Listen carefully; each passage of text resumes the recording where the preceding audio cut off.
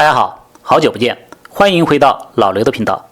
很抱歉，最近由于偷懒，很久没有更新。前面在我谈文明的冲突的那期视频里，有观众留言尖锐地指出，文明和文明之间不会有冲突，文明和野蛮之间才会有冲突。此外，文化和文明这两个概念也经常被人混淆。这期视频我就来谈一谈文明、文化和野蛮这三个概念之间的关系，以及什么才是一个文明的世界观。我们先从文化和文明这两个经常被混用的概念说起。文化这个词的英文是 culture， 而 culture 这个词的原意是农耕和养殖。人类从依赖采集和狩猎来获取食物的原始状态走出来，有了农业和畜牧业才能够定居下来，这时就开始有了文化的概念。文明这个词的英文是 civilization， 它源于词根 civil， 是城市的意思。人类发展出城市以后，才开始有文明的概念，而城市是从集市发展而来，是人们聚集起来进行商业贸易的地方。从人类发展的历史看，人类是先发展出农业，然后经历了几千年才发展出城市和工商业。人类是先有农业后有工商业，相应的可以说人类是先有文化后有文明，文化发展到一定程度才成为文明。所以文明作为一个概念，相对于文化来说，往往被用于定义更复杂更高级的社会形态。但是在日常生活中，文化和文明这两个概念经常被混用。对于现存的某种特定的社会形态或价值体系，我们往往既可以把它称为一种文化，也可以把它称为一种文明。但是当我们使用文化这个词时，我们往往是着重于一种文化的源头和传统，而当我们使用文明这个词时，我们是更着重于认可这个文明的先进性，认可它和它之前的蒙昧的原始文化的突破性区别。一般来说，被称为一种文明的社会形态必须已经发展出城邦，而对于一种原始文化的认定门槛就要低得多。比如目前已知的全世界最早产生的文明，就是出现在公元前3000多年左右的位于西亚中东两河流域的苏美尔文明。苏美尔人在两河流域的新月沃地平原发展农业技术，在人类历史上最早完成了从新石器时代的部落文化到文明的过渡。不过苏美尔文明虽然已经发展出城市，但它仍然是以农业为主导的文明。很多研究认为，位于西亚中东的两河流域是人类最古老的文明中心，这一区域还是后来世界三大宗教共同的起源地。两河流域的文明向西流传，影响了古埃及尼罗河流域的农业文明；向东流传，影响了古印度印度河流域和东亚的农业文明。后来又向地中海区域流传，影响了古希腊的文明。几千年以来，古埃及、古印度以及黄河流域的东方文明都和两河流域一样，是以农业为主导的大陆文明。这四个大陆区域依托各自的母亲河流，发展出古老的农业文明，这也是中文语境下四大文明古国这一概念的由来。唯一的例外就是稍晚出现的位于地中海区域的古希腊文明。地中海具有得天独厚的地理和气候条件，在风和日丽、风平浪静、阳光灿烂的地中海气候的护持下，古希腊的政治、经济、文化高度繁荣，成为后来西方海洋商业文明的摇篮。正如文明的概念比文化的概念具有更多的进步性一样，从宏观的人类大历史的角度说，商业文明比农业文明具有更多的先进性和现代性。或者说，以商业为主导的海洋文明，相比于以农业为主导的大陆文明，具有更多的进步性和现代性。如果把文明作为一个形容词来用，可以说以商业为主导的海洋文明，相比于以农业为主导的大陆文明要更文明。说到这里，很多人可能就会不服气了，凭什么海洋文明就比大陆文明高级？难道各种文明之间不应该是互相平等的吗？海洋文明和大陆文明不应该是各有优缺点的吗？不应该是各领风骚数百年吗？凭什么源自西方的海洋文明就高人一等？这是不是白人至上主义。现代化就一定是西方化吗？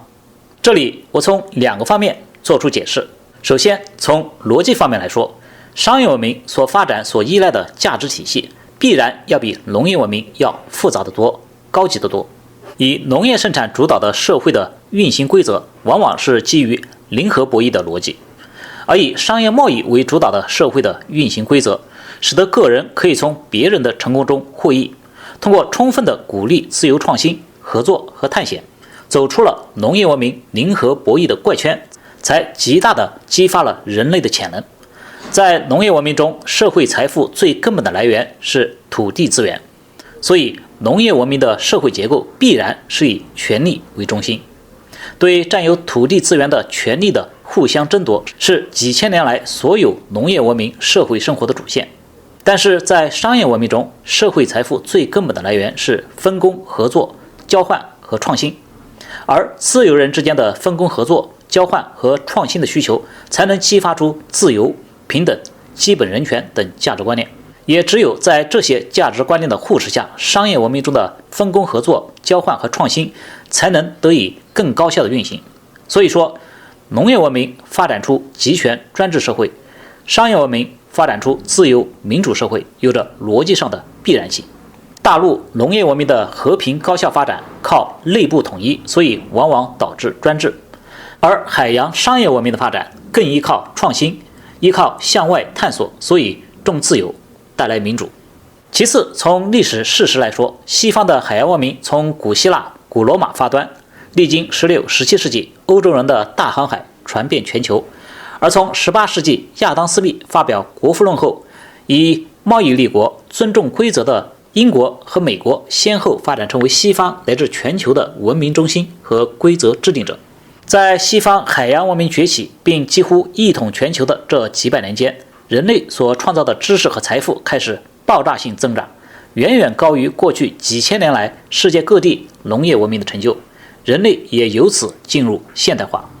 而从西方文明中孕育出的自由、平等、基本人权等价值观念，也逐渐成为被全世界各种类文明普遍接受的普世价值。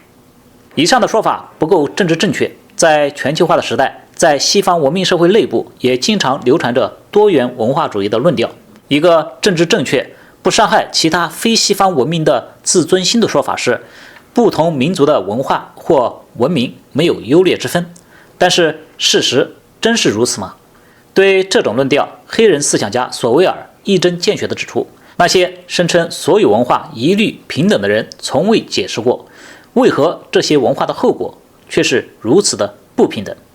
说所有的文化或文明一律平等，不分上下，就像是说世界上所有的人都一样的美，是同样的荒谬。虽然人也有不同种类的美，不同的文明对于何为真善美的标准也会有一些相对的区别，但是不可否认的是，区分美和丑、善和恶是存在着一些绝对的普世标准的。如果世界上有真理的存在，我们不可否认的是，现代西方文明虽然也还存在着种种问题，但是它离一个至真、至善、至美的理想的文明社会的距离，相比于其他文明是更近一些的。如果我们承认了先进文明和落后文明的区别，那么问题来了，在一个全球化的世界，先进文明和落后文明应该如何在地球上共存呢？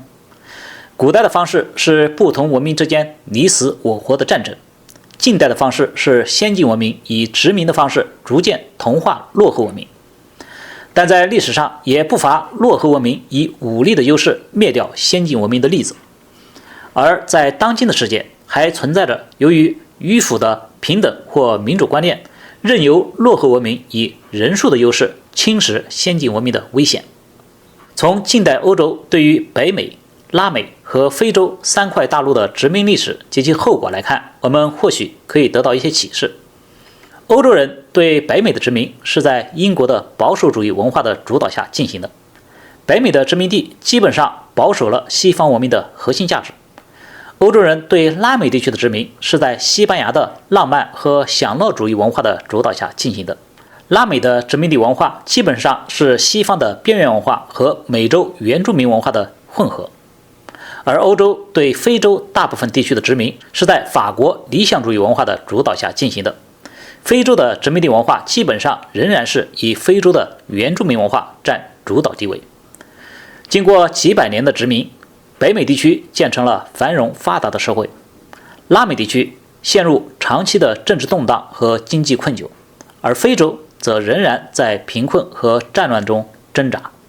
从三块大陆上西方文明影响土著文明的三种不同方式的结果可以看出，社会发展的程度和文明进化的程度有着显然的相关关系。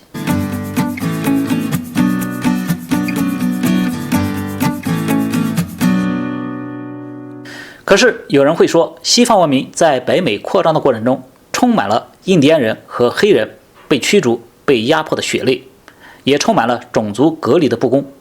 这些也常被人用来作为反美或批判西方文明虚伪性的证据。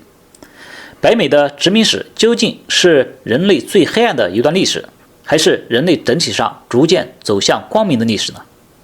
在人类文明的进程中，在不同的文明互相碰撞的过程中，人类有没有更平和、更温情脉脉的文明进化的途径呢？